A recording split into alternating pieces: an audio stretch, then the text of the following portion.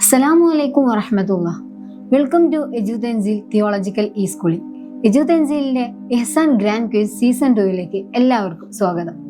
മക്കയിലെ മികച്ച ഒരു ബിസിനസ്സുകാരി, വലിയൊരു പണക്കാരി, സമൂഹത്തിലെ തന്നെ ഏറ്റവും നല്ലൊരു മനുഷ്യന്റെ ഉത്തമ ഭാര്യ, അതെ, നമ്മുടെ എല്ലാം സ്വന്തം മാണിക്യമലരായ ഖദീജ ബീവി. മഹദിയെ കുറിച്ചാണ് ഞാൻ ഇന്നിവിടെ സംസാരിക്കാൻ പോകുന്നത്. ഞാനൊരു പെൺകുട്ടിയാണ്.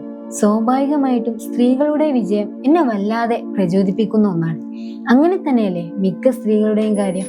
ക്രിസ്തു വർഷം 554 ഖുറൈശി ഗോത്രത്തിലെ അസദ് കുടുംബത്തിലാണ് ഖദീജ ബിന്ത് ഖുവൈലിദ് ജനിക്കുന്നത്.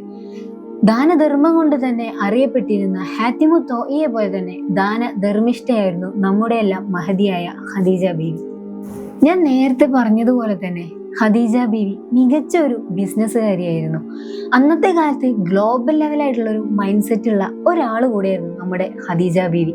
വെറും ലോക്കൽ മാർക്കറ്റിൽ ഒതുങ്ങാതെ മക്കയിൽ നിന്ന് തുടങ്ങി യമൻ, സിറിയ പോലത്തെ രാജ്യങ്ങളിലൂടെയൊക്കെയായിരുന്നു അവരുടെ കച്ചവട ചരക്കുകൾ നീങ്ങിക്കൊണ്ടിരുന്നത്. വിശ്വസ്തയായ കച്ചവടക്കാരി എന്ന പേര് പോലും മഹദിക്കുണ്ടായിരുന്നു. ഇത്രയും രാജ്യങ്ങൾ കടന്നുള്ള വലിയ ബിസിനസ് സാമ്രാജ്യമായതുകൊണ്ട് തന്നെ സ്വയം ഇതെല്ലാം പോയി കച്ചവടം ചെയ്യുക എന്നുള്ളത് മഹദിയെ സംബന്ധിച്ചിടത്തോളം ബുദ്ധിമുട്ടുള്ള കാര്യമാണ്. അങ്ങനെ ഇരിക്കുമ്പോഴാണ് ഖദീജ ബീവി അൽ അമീനിനെ കുറിച്ച് കേൾക്കുന്നത്. ഖദീജ ബീവി തന്റെ വീടിന് മുകളിൽ ഒരു പച്ച പരവതാനി സ്ഥാപിച്ചിരുന്നു. വിശന്ന് വയറൊട്ടി വരുന്നവർക്ക് കൈത്താങ്ങായി ഞാനുണ്ടിവിടെ എന്നതിന്റെ പ്രതീകമായിരുന്നു അത്. തന്റെ കച്ചവട ചരക്കുമായി സിറിയയിലേക്ക് പോകാമോ എന്ന ആവശ്യവുമായിട്ടാണ് ഖദീജ ബീവി അൽ അമീനിനെ സമീപിക്കുന്നത്. അദ്ദേഹം ആ ആവശ്യം സ്വീകരിക്കുകയും ഇതുവരെ തന്നെ ആരും നൽകിയിട്ടില്ലാത്ത ലാഭവിഹിതവും ഖദീജ ബീവി അദ്ദേഹത്തിന് വേണ്ടി വാഗ്ദാനം ചെയ്യുന്നുണ്ട്. കച്ചവടം വൻ ലാഭകരമാവുകയും സന്തോഷവതിയായ ഖദീജ ബീവിക്ക് എല്ലാ അർത്ഥത്തിലും അൽ അമീനിനെ ഇഷ്ടപ്പെടുകയും ചെയ്തു. വളരെ സന്തോഷവതിയായിരുന്ന ഖദീജ ബീവിക്ക് എല്ലാം കൊണ്ടും അൽ അമീനിനെ ഇഷ്ടപ്പെടുകയും ഇനിയൊരു വിവാഹമേ വേണ്ട എന്ന് ഉറച്ചിരുന്നവർ അവരുടെ തീരുമാനം തന്നെ മാറ്റുകയും ചെയ്തു. എന്തുകൊണ്ടെന്നാൽ ഇത്രയും വിശ്വസ്തനായ ഒരാൾ തന്റെ ജീവിതത്തിൽ ഒരു ജീവിത പങ്കാളിയായിട്ട് കിട്ടുക എന്നത് എന്തുകൊണ്ടും തനിക്ക് ഗുണം ചെയ്യുമെന്ന് അവർ ചിന്തിച്ചു തുടങ്ങി. അങ്ങനെയിരിക്കെ ഈ കാര്യം തന്റെ പ്രിയ കൂട്ടുകാരിയായ നുഫൈസയോട് ഖദീജ ബീവി പങ്കുവെക്കുകയും നുഫൈസ ഇത് മുഹമ്മദ് നബി സല്ലല്ലാഹു അലൈഹി വസല്ലമയെ അറിയിക്കുകയും ചെയ്തു. അങ്ങനെ അവരുടെ വിവാഹം വളരെ സന്തോഷത്തോടു കൂടെയും ആർഭാടത്തോടു കൂടെയും മക്കയിൽ വെച്ച് നടക്കുകയാണ്. പ്രവാചകന് തന്റെ പ്രേമഭാചനം മാത്രമായിരുന്നില്ല ഖദീജ ബീവി. ഒരു ഉമ്മയുടെ സ്ഥാനത്തും ഒരു സഹോദരിയുടെ സ്ഥാനത്തും ഏതൊരു സന്ദർഭത്തിലും തന്റെ കൂടെ നിൽക്കുന്ന ഒരു കൂട്ടുകാരി കൂടെയായിരുന്നു ഖദീജ ബീവി. ഈ സന്ദർഭത്തിൽ എനിക്കൊരു കാര്യം ഓർമ്മ വരുന്നുണ്ട്. അതായത് പ്രവാചകന്റെ ഭാര്യയായിരുന്ന ആയിഷ റളിയല്ലാഹു അൻഹ ഒരിക്കൽ നബിയോട് പറയുന്നുണ്ട്, എന്തിനാ നബിയെ ആ വൃദ്ധയായ ഖദീജ ബീവിയെ കുറിച്ച് ഇങ്ങനെ വാത്തോരാതെ സംസാരിക്കുന്നത്? ഇതിലും എത്രയോ ശ്രേഷ്ഠമായ ഭാര്യമാരെ അള്ളാഹു നിങ്ങൾക്ക് നൽകിയിട്ടില്ലേ? ഇത് കേട്ട് നബി സല്ലല്ലാഹു അലൈഹി വസല്ലം പറഞ്ഞൊരു മറുപടി ഉണ്ട്, ഇല്ല ആയിഷ, എനിക്ക് ഖദീജയേക്കാൾ ശ്രേഷ്ഠമായ ഒരാളെയും അള്ളാഹു നൽകിയിട്ടില്ല.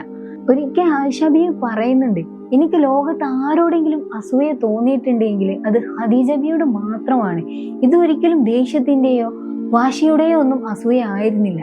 അങ്ങനെ ഇരിക്കെയാണ് പ്രാർത്ഥനാ കർമ്മങ്ങൾക്ക് വേണ്ടി ഇറാ ഗുഹയിലേക്ക് പോയ പ്രവാചകന്റെ അടുത്തേക്ക് ആദ്യമായി വഹിയുമായി വരുന്ന ജിബ്രീലിനെ കണ്ട് പേടിച്ചോടി വീട്ടിലേക്ക് വന്ന് ജമ്മിലൂനി ജമ്മിലൂനി എന്നെ പുതപ്പിട്ട് മൂടു ഖദീജ എന്ന് പറഞ്ഞ സന്ദർഭം നിങ്ങൾക്ക് എല്ലാവർക്കും ഓർമ്മയില്ലേ? അങ്ങനെ പ്രവാചകന് നുബുവത്ത് ലഭിക്കുകയും പ്രവാചകനെ വിശ്വസിച്ചവരിൽ ഒരാളായി ഖദീജ ബീവി ഉൾപ്പെടുന്നു. ആ സമൂഹം മുഴുവൻ പ്രവാചകനെ എതിർത്തപ്പോഴും ആട്ടി ഓടിപ്പിച്ചപ്പോഴും കല്ലെറിഞ്ഞപ്പോഴും പ്രവാചകന് ആശ്വാസമായിട്ടും തണലായിട്ടും ഉണ്ടായിരുന്നത് തന്റെ പ്രിയ പത്നിയായിരുന്ന ഖദീജ ബീവി ആയിരുന്നു. അന്നത്തെ കാലത്ത് നബിക്കെതിരെ ഉണ്ടായിരുന്ന ബഹിഷ്കരണത്തെ തുടർന്ന് പ്രവാചകന് മലഞ്ചെരിവിൽ ജീവിക്കേണ്ടതായി വന്നു. പ്രിയ പത്നിയായിരുന്ന ഖദീജ ബീവി അന്ന് തിരുനബിക്കൊപ്പം ഉണ്ടായിരുന്നു. മലഞ്ചെരിവിലുള്ള ജീവിതവും വാർദ്ധക്യവും കാരണമുള്ള അസുഖങ്ങൾ ഖദീജ ബീവിയെ വളരെ ക്ഷീണിതയാക്കുകയും അസുഖബാധിതയാക്കുകയും ചെയ്തു. അങ്ങനെയിരിക്കെ ക്രിസ്തു വർഷം 619 തങ്ങളെയും ഈ ലോകത്തെയും വിട്ട് ഖദീജ ബീവി യാത്രയായി. ഖദീജ ബീവി മരിച്ച് വർഷങ്ങൾ കഴിഞ്ഞിട്ടും നബി തങ്ങൾ ഖദീജ ബീവിയുടെ പേര് കേൾക്കുമ്പോൾ തങ്ങളുടെ കണ്ണ് നിറയാറുണ്ടായിരുന്നു. അത്രത്തോളം സ്നേഹബന്ധമായിരുന്നു അവർ തമ്മിലുണ്ടായിരുന്നത്. ഇതായിരുന്നു ഖദീജ ബീവി.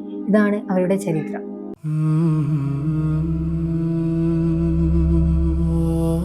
Oh